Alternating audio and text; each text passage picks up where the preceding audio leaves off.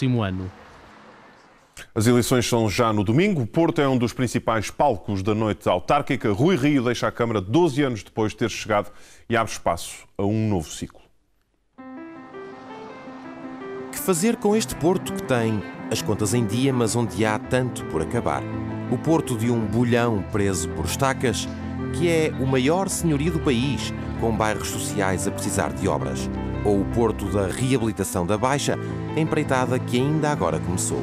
Um Porto despovoado, cada dia com menos gente dentro. Na corrida à herança de Rui Rio, a mesma pergunta aos 8 candidatos. Qual é, afinal, a urgência da cidade? A prioridade seria entregar as decisões do Porto a Assembleias Populares. Mais que colocar a cidade nos pícaros do mundo, seria tratar da saúde das pessoas. É o mais básico. A primeira coisa a fazer era tratar do problema da habitação. É emergência social. Nós estamos com uma pobreza terrível na cidade. Socorrer aqueles que mais precisam. É por isso que a coesão social é claramente a nossa prioridade. Mercado social de arrendamento.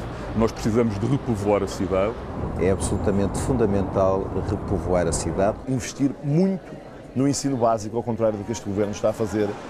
O futuro começa na noite do dia 29, quando chegar a hora das pessoas de quem todos falam serem chamadas a decidir.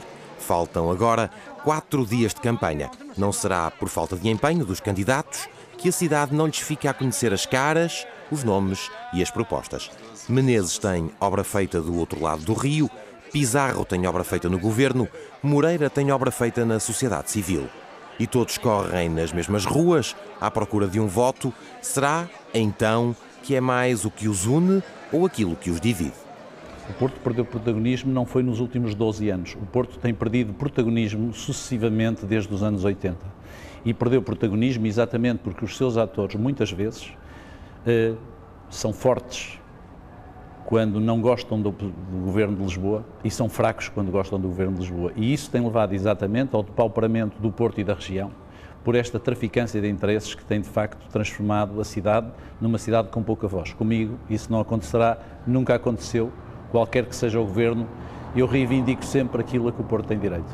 Temos que trazer investimento, temos que ir por esse mundo fora fazer aquilo que as grandes cidades europeias hoje fazem, fazer lobby em Bruxelas para trazer fundos comunitários diretamente por cima do Estado, ter missões de diplomacia económica de cariz local e regional para trazer investimento. A globalização não tem só aspectos maus, podemos ir diretamente onde há dinheiro, mostrar a nossa potencialidade, os nossos projetos públicos e privados e trazer investimento, é outra das frentes importantes. E obviamente que a frente da reabilitação urbana, mas uma reabilitação urbana que reivindique 1.000 milhões de euros para o Porto e não 2 milhões de euros. Precisa de um grande esforço de reabilitação urbana que ajuda a criar emprego e pode ajudar a reanimar a economia da cidade e a reabitar a cidade. E precisa depois de um grande investimento nas pessoas, nos miúdos das escolas, nas pessoas idosas que estão isoladas em casa e que muitas delas precisam de apoio social e não têm esse apoio social, naqueles que vivem na pobreza mais extrema. Pela reabilitação urbana, mas sem sociedade de reabilitação urbana, Pedro Carvalho quer continuar na variação e garantir o lugar que há muito não foge à CDU. Mais população residente no Porto é também mais atividade económica, mas sobretudo também mais receita fiscal. E mais receita fiscal é mais capacidade de investir do ponto de vista do orçamento municipal na cidade, e se nós investirmos mais na cidade, nomeadamente na requalificação dos bairros sociais e na reabilitação urbana, temos aqui um mote também para dinamizar a cidade do ponto de vista económico.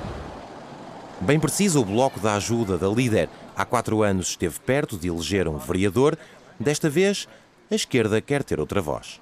Nós queremos inverter isso e queremos pensar a cidade no avesso desse processo de declínio, e virar o Porto ao contrário é trazer uma nova energia de insubmissão cívica para o Porto, que possa torná-lo uma cidade diferente, mantendo a sua memória, o seu património, a sua identidade, o seu caráter, mas transformá-lo numa cidade habitada, numa cidade com democracia.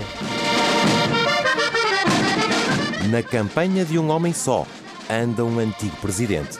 Cardoso diz que ouviu o apelo da cidade e quer voltar a um lugar onde já foi feliz.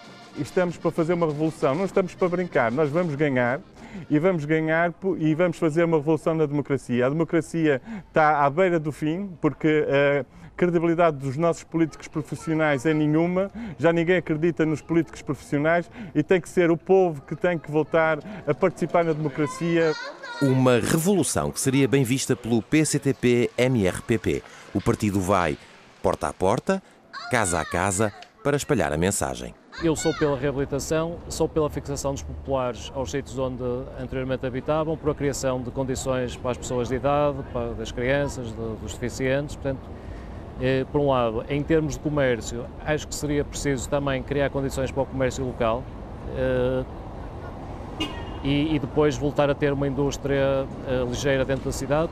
Costa Pereira tem andado pela cidade a ouvir vozes de cidadãos descontentes e acredita que é tempo de mudar a fábula da política.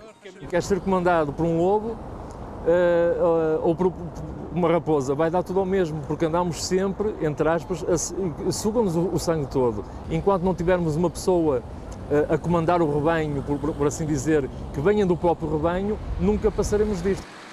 Nas contas à moda do Porto, mais do que nunca, a cidade vai eleger um presidente e 12 vereadores. Sem maiorias à vista, afinal, quem vai governar com quem?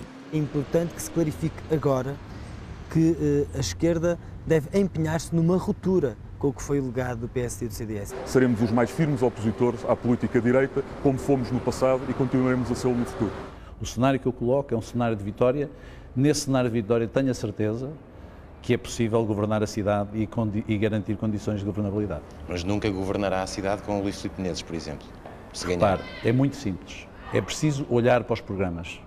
Nós não atraiçoaremos o nosso programa a bem da governabilidade. Eu acho que nós somos quem tem condições para, a partir da presidência da Câmara, ainda que sem ter maioria na variação, estabelecer aquilo que for necessário para governarmos a Câmara com absoluta tranquilidade. E acha que isso é possível com o perfil dos adversários?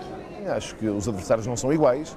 Eu tenho muitas divergências com o Dr. Rui Moreira, mas o que verdadeiramente de quem me separa um mundo é do Dr. Menezes, que tem convicções sobre a vida pública que eu considero que são até aviltantes da sociedade democrática. Ninguém está disposto a trabalhar consigo. Como é que se resolve isso?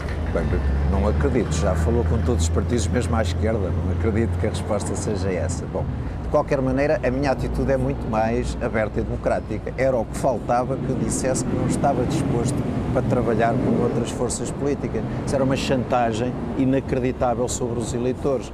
Eu estou disponível para trabalhar com todos. E que fazer então com este Porto que tem as contas em dia, mas onde há tanto por acabar? O Porto de um mercado do bolhão preso por estacas? O Porto que é o maior senhorio do país, com bairros sociais a precisar de obras? Ou o Porto da reabilitação da Baixa, empreitada que ainda mal começou? Um Porto despovoado, cada dia com menos gente dentro. No Rio de Janeiro, 600 mil pessoas